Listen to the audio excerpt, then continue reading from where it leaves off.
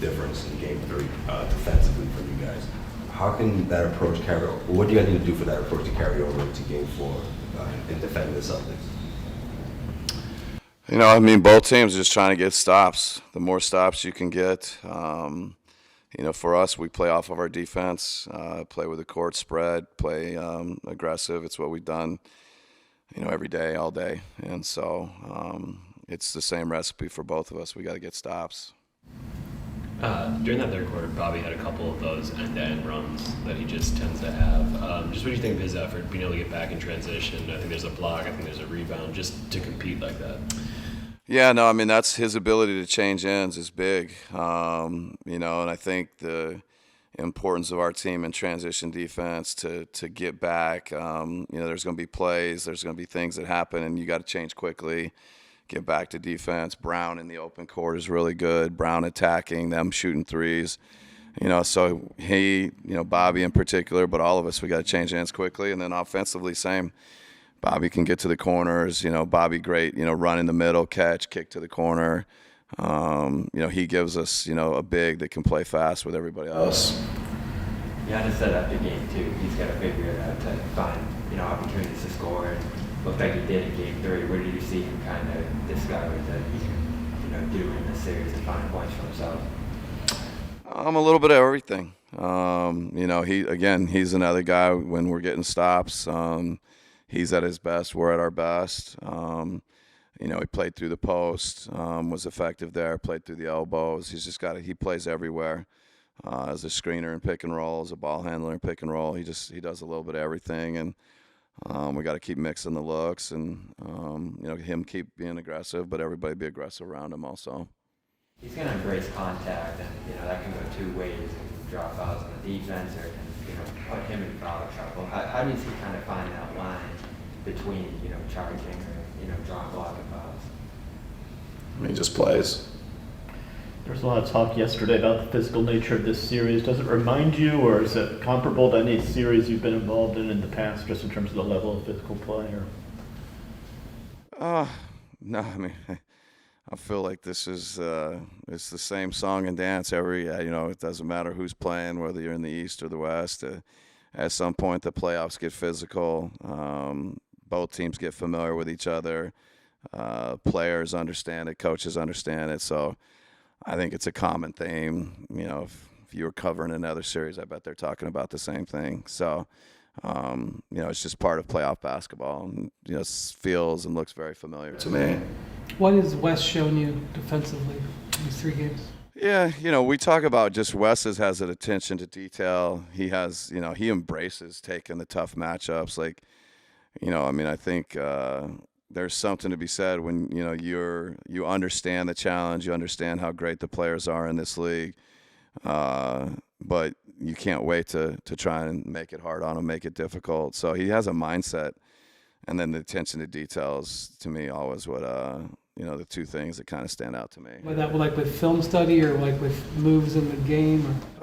Yeah, you know, I think he studies film. You know, I think he's been in the league a long time, so I think he's seen and aware of a lot of things. So, you know, it's you know, in screening situations, you know, with Wes in particular, but in general, we give them some freedom. We give them opportunities to make choices and make reads.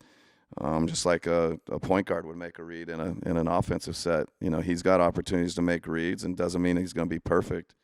But he's just got an attention to detail and a preparedness that allows him to make more good reads and more good choices than most defenders. Is that your philosophy, or is that because you've got a veteran team? It's a little bit of both. You know, certainly love to empower the players and give them some freedom with some structure. You know, it's some kind of balance, both offensively and defensively, that, you know, we try and have a little bit of both. You mentioned the fact that he knows guys are going to score on him, and he still wants to do it. He still wants the challenge. Do you find yourself as a coach are attracted to players that have that sickness, I guess?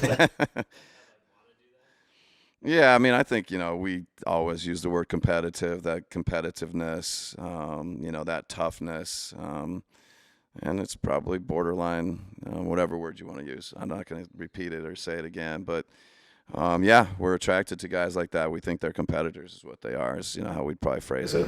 What does it mean to you that George is available? Yeah, no, I mean another guy that has a similar defensive IQ, a similar defensive acumen. Can guard multiple positions, guard multiple players, can get us organized. Another guy who can play pick and roll, play off the bounce, can make threes. Has been in big games, experience. So he brings a lot to the table. Is there more personal or off-court to away? Because I haven't met, the things he's had to deal with this year to come back to play. I mean, these aren't, not to diminish a soft tissue or a hamstring pull, but I mean, these are serious things that he might have to get addressed in the offseason at his age. What has that maybe kind of meant as you've watched him try to get back here? Yeah. I think his work ethic, his professionalism, his desire to be there for his team. He's just an amazing teammate. If you hear him in the film sessions, hear him in the timeouts, hear him in the locker room. But at some point, you want to be able to do it. If you're just talking, it maybe just lessens, your impact. And so I think his desire to be out there on the court and, physically participate, and, having given what he's gone through, it's pretty, it's a credit to him and just his toughness and the way he's built. Coach, in terms of slowing down Jason Tatum, what did you see differently in Game 3 that you may not have seen in Game 2 in terms of the aggressiveness on that end of the floor? No, I don't know. He saw the same Jason Tatum. We just got to keep making him work, make it hard for him, make it difficult. He's a great player, and we're going to have our hands full tomorrow night. On the one end defensively, but then on the other end offensively, he sets a screen on one of their bigs. How much does it mean for you to have guards that are willing to screen? Yeah, no, it's a big part of us, and I think it's part of the uniqueness of playing with Giannis and trying to put him in different spots. So, but it's not just the pick and roll; it's some off-ball stuff, different situations. There's a physicality that it takes, and a screening mindset that we need from everybody, but including our guards. But is there anything that you can even define as the code? And is it even enforceable in the playoffs? Is it? I have no idea what code or what. Give me more, and I'll tell you probably no. They violated the Warriors say that Memphis violated the code when Peyton got hurt. Oh. And now Memphis is saying Golden State violated the code because Ja got hurt last night.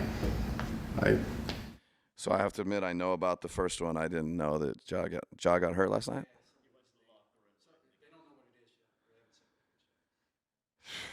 I mean, it's not our series, so I don't know if I want to comment or anything.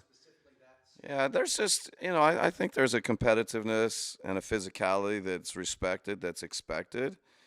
And then if it crosses the line, and, I think that some of the language that the league uses is good if it's excessive, if it, is dangerous. Those are the types of things that are breaking the code. And, the players, these guys are, they're trying they're trying to win. It's competitive. The blood is boiling, but these guys all know that this is a profession. This is what they do for a living, and nobody wants to be on the other end of something that's excessive and dangerous and crossing the code or cracking the code or whatever it is. And so you expect physicality, you expect the toughness, you expect competitive, and I think for the most part, guys, I think follow and abide by it. I mean, you're playing for a championship. I mean, Yeah, no, but I mean, I'm sorry. You just, it's kind of inhumane. I don't care what you're playing for. I don't think you want to hurt somebody or, cause harm, and it's not what sport's about. So, I mean, I maybe other people think of it differently or approach it differently, but it's just kind of wrong.